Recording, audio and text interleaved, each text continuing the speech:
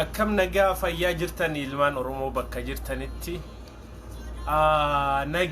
nageenyi kiyya bakka jirtanitti isin haa gahu akka tasaa tahee jechuun xiqqoo isii wanni kanarra hin turre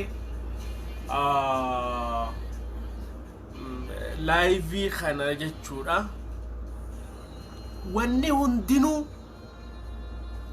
wanni hundinuu nagayaaf jabaadha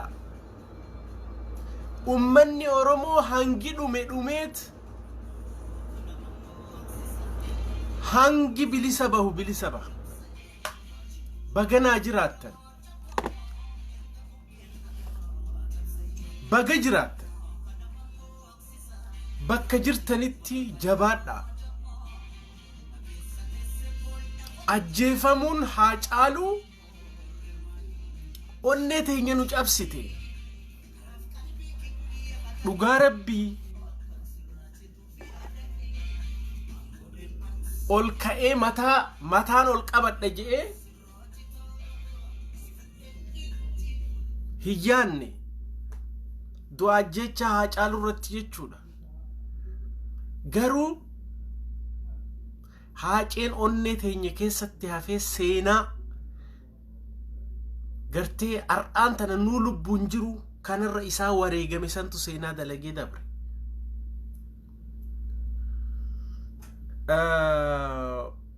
kanaafu galata argadha isin hundinuu ilmaan Oromoodha yaa Jawaar leenci Oromoodha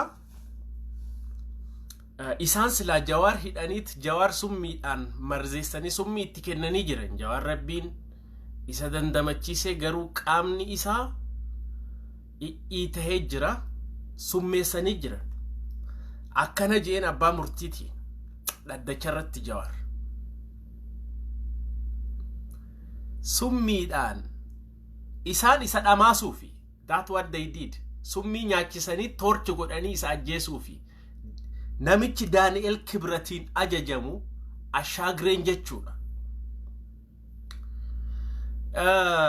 summiidhaan najjeesurra xiitiidhaan najjeesaa jeen xiitii habbaa takkaan najjeesaa jeen summiidhaan najjeesurra jechuudha duuti nuuf haraa miti ani du'us qabsoon ummata Oromoodhaa itti fufti jeen abbaa dhaddachaatiin itti hime likki isaanii jechuu Jawaar jiraatee du'e qabsoo Oromoodhaa kana boodaan duubatti hin deebi'u torchii gootanii nadhamaastanii qorichaan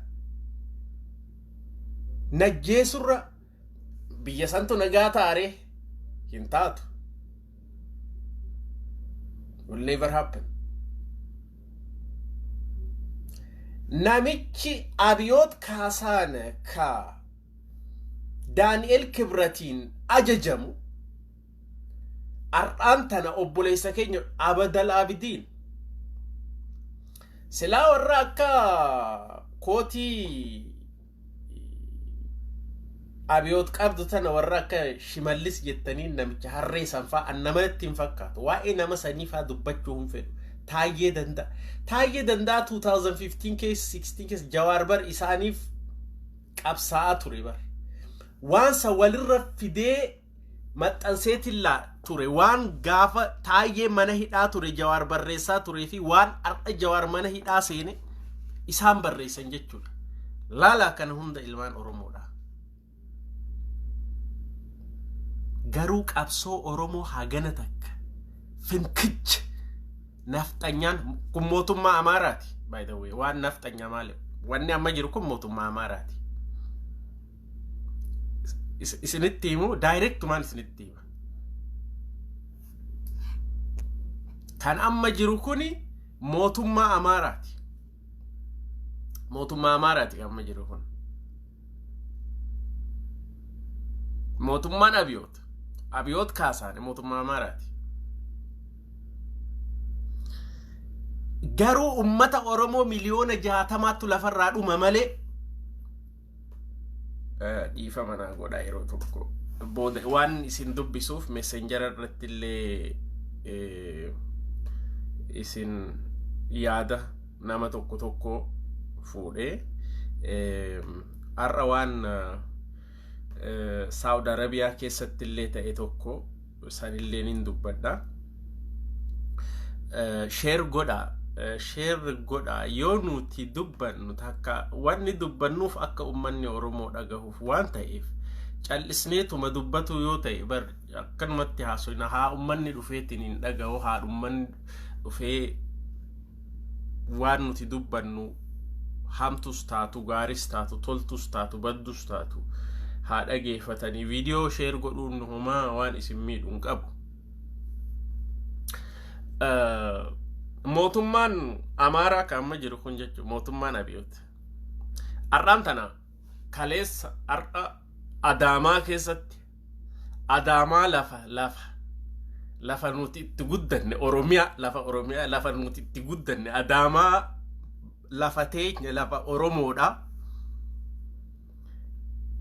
Nafxanyaan baandiraa Minilik baandiraa Amaaraa Ambandra Amarati jan onu arungadi bicha kaitan bandra Amara qabataniiti mootummaan waraanni mootummaa Amara mootummaa Abiy duubaan eegaa ijoolleen Adaamaa keessatti gaallaan biyya teenya gadhiistee haa baatu kana hunda ka goosisaa jiru Abiyoot Kaasaaniiti.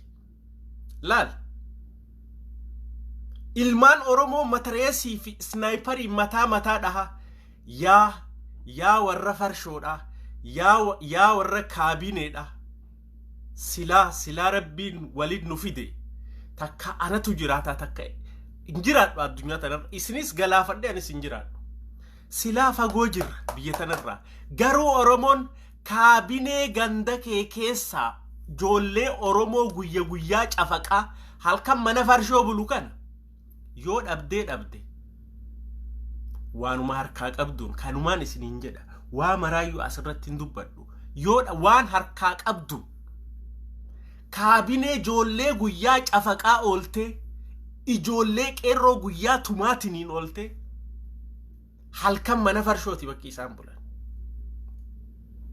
kaabineen tun jalqaba waan mana kee duubaa si cinqaa ofirraa darbita ofirraa galchita ijoollee 200 olitti dhume kuni waan argameetiin suuraan lakkaawamee miti gaara keessatti darbuu eegalan obboleen kiyya ilmaan Oromoodha jechuudha takkaa wanni akkana ummata Oromoo irratti hin taane garuu ijoolleen Oromoodha wallaahi billaahi ni dhumteetiniin Oromoon hin dhumtu Oromoon hin dhumtu garaattu nu gubate yaa ummata garaattu nu gubate Oromoon hin dhumtu Oromoo miliyoonni 25 dhume kabiraa bilisa baha malee miliyoona 50 irraa miliyoonni 49 dhumeetiniin miliyoonni tokko bilisa baha malee qabsoon Oromoodha abadan wanni nugusaa ummata Oromoo irratti hin deebitu.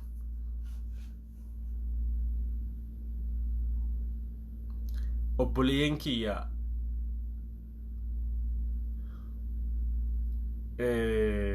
yaa warra lafee fi lafa Oromoo gurgurate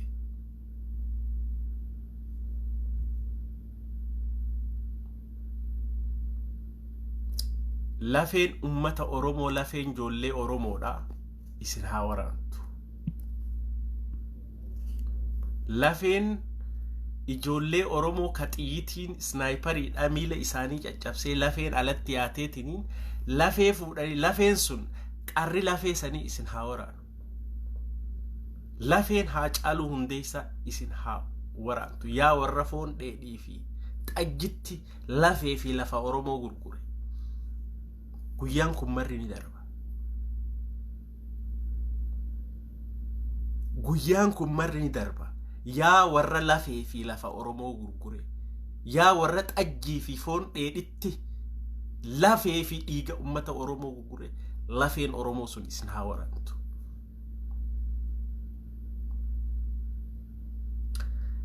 akka garaan nu gubate kanatti akka keessa keenyatti dhiine kanatti odoo cinqii yaada depression keessa nu galchitan kanatti rabbiin lafeen ilmaan oromoodhaa sun isin haa waraantu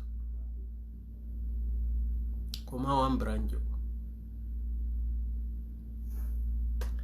lafeen ilmaan oromoodhaa isin haa waraantu insha Allah biiznillah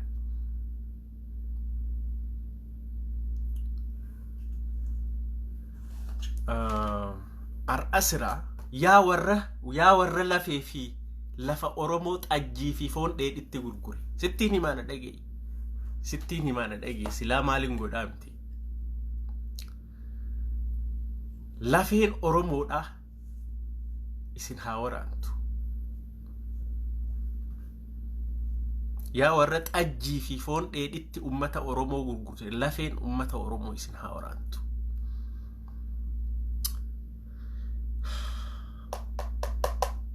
so kanaafuuga ummanni oromoo hidhachuu qaba yaa ummata oromoo hidhadhaa sibiila hidhadhaa bakka jirtanii sibiila hidhadhaa horii keessan gurguradhaa sibiila hidhadhaa silaa du'uun keessan hin oolu ar'aan tana masjiida keessatti ulamaa ajjeesaa jiran ar'a osoo qeesiin amaaraa takka duute meediyaan isaaniitiif abiyyi gabbahee maglacaa kenna silaa warri akka wannidhaa maglacaa kenna ka ummanni oromoodhaa kiristaana tokko hin ajjeesin ajjeefame jedhanii ummata oromoo irratti wanni godhaa turan jechuu kana caalaa maal nama jiru gad jirraa bar nama isa wayyaa bar I think dachiisa yoon seene hirriba nagaanii rafaan hirriba amma itti jiru waan amma itti jiru kanarraan gaafaan dachii irratti natti biyyeen irratti gad dachaasan hirriba gaarii rafuun oolu hobbaafadhee jechuu yaa warra lafaa fi lafa oromoo gurgure yaa Shimallis Abdiisaa yaa Taakkalee Goommaa ati amma Finfinnee ni bulchite moo achi bulaa turte mana sharmuuxaa Finfinnee keessa bulaa turte moo Finfinnee bulchaa turte atilleen amma ummata oromootiif dalayde Addis Ababaa'ee jaabarsanuu as qabatee Addis ilma haadha raab Addis Ababa yaa sagaxee kophee malee achi dhufte maal taate duuba maal ati silaasan hagas argatteeti farsoo fi dhalaa nadhoo halkan bira bultu arkatteeti ati Addis Ababaa'ee mee maal dalayde ummata oromootii buute ka ati Finfinnee bulchaa meera Finfinneeti jedhamtu ka lafti oromoodhaa ar'aan tana akka jiru weeraramtee fudhatamte Haacaaluu Hundeessaa mana Finfinnee keessaa hin qabu yaa oromoo na dhageeffadha interview Haacaaluu mana Finfinnee keessaan qabu mana kiraa bulaa ture kireeffatee karaa galaan kondominiyeemii jechuudha namichi Ambotti dhalate jettan kun Taakkala Goommaadhaa kun Taakkala Goommaadhaa sagaxee harreen dhalte ilmi namaa yoo onnee dhabe sombaattu nama tutu ar'a kara deemtuun hundi osoo achitti awwaalamtu Haacaaluu meetira 2 dhabdaniifit hagas hunda ummata oromoodhaa salphistan yaa Addis Ababaa meeyar ufiin jetta baktiin kun deemee baktiin tun dhufte achitti filamte ummata oromootiif ar'a Finfinnee keessa ummanni oromoodhaa afaan oromoo dubbataa hin deemtu xiitiin si dhahan afaan oromoo dubbataa deemuun Finfinnee keessatti wanjala ar'a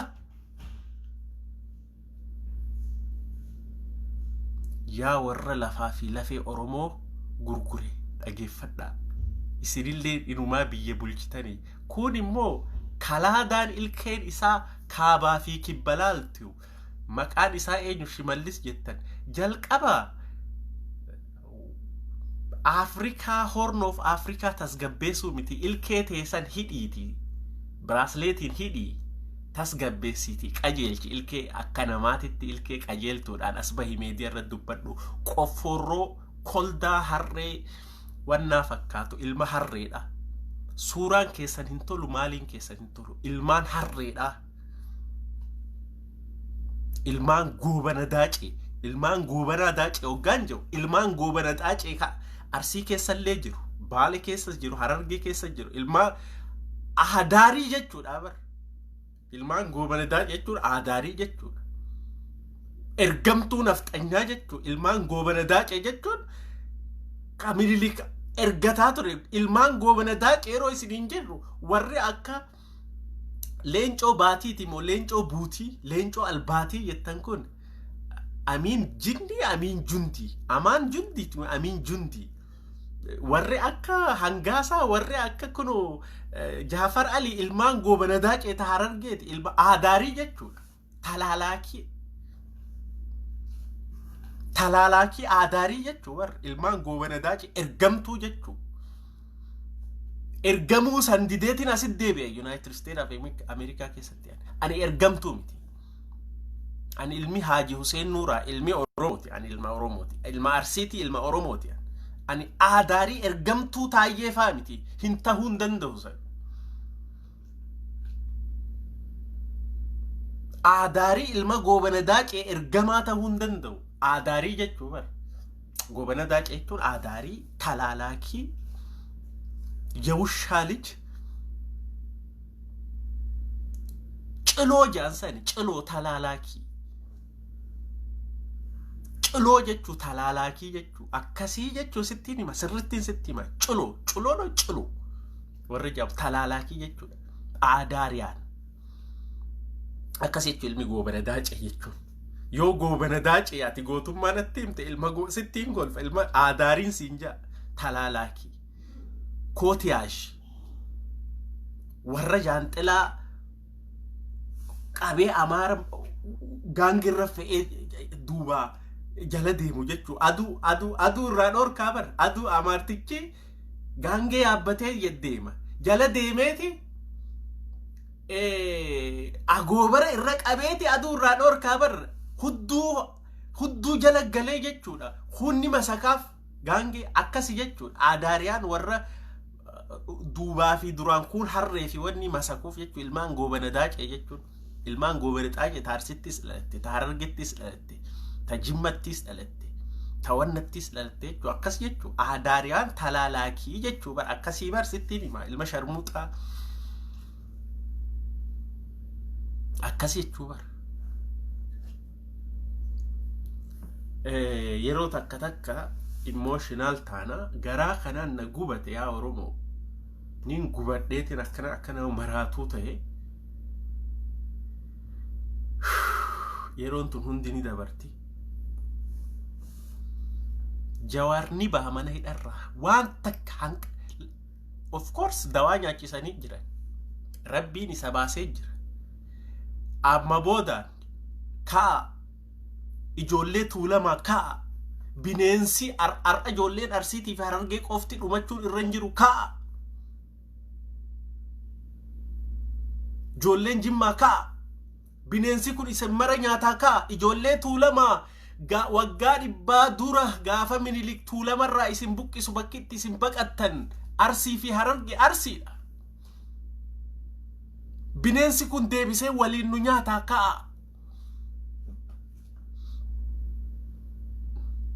bineensi kun waliin nu nyaata adda nu babaaseeti akka saadii burree fi sa'a gurraachisan addaan babaasee nyaatisanii nu nyaata bineensi kun kaa lafarra.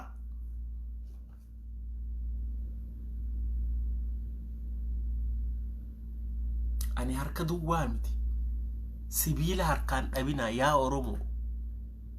Waan feete yoo taate sibiila harkaan dhabina yaa Oromoo.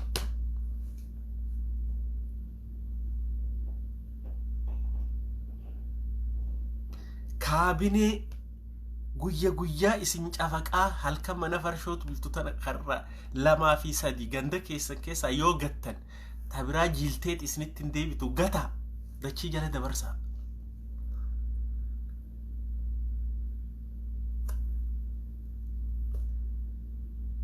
Akkasi dhiifama yooniin emotional ta'e waan hamaa dubbadhe. So dhiifama yooni waan hamaa dubbadhe. Ani jechuun seeraattu jira. Namni yoo mana keetti si dhufe yoo si jeesuu qe'ee si dhufe loon constitution seerri jiru mataa isaa adda facaasii jaa. Saniif qawwee hidhannee deemna akka gaariitti jechuudha. Biyya jiru hunda keessatti seeruma jiru kun naman tuqan biyya kanatti. Biyyuma jiru kanatti nama yoo namni afaan banee yoo dhufee si tuqe qofa akka seerri godhisin jedhu goote yeroo nama tuquun sun dhorkaadha nama hiisisa. Yoo dhufe sitti yoo naannoo kana dhufe na barbaada dhufe sani nama gaarillee nama xiqqoo aaraatiin ture aarri silaanirraa galee ture uma Oromoo tanattu mataa na tuqee jira. Uma Oromoo tanattu si aarsa. Kanaafuu naman tuqan nama garuu yoo namni si tuqen dhiistu seera jiru qawween hedduu barbaachistuudha.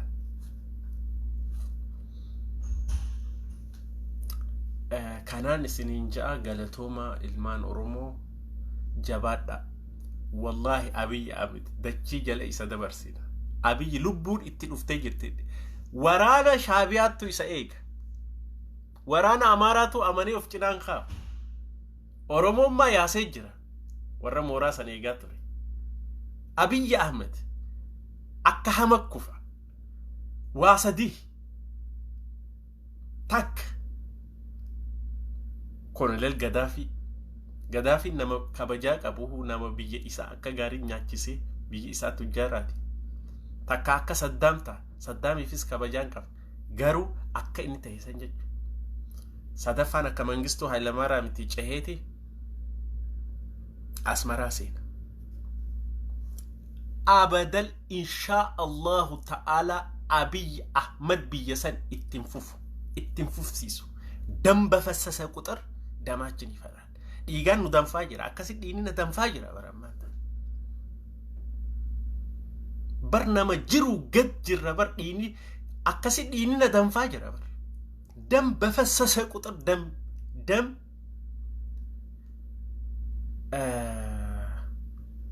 ifalaan jaan. So Abiyyi Abdal Abidin ittiin fufu. Wallahi Oromoon Abiyyi wajji walitti araaram. Never. Abiyyi will never continue. This is my promise. Negati.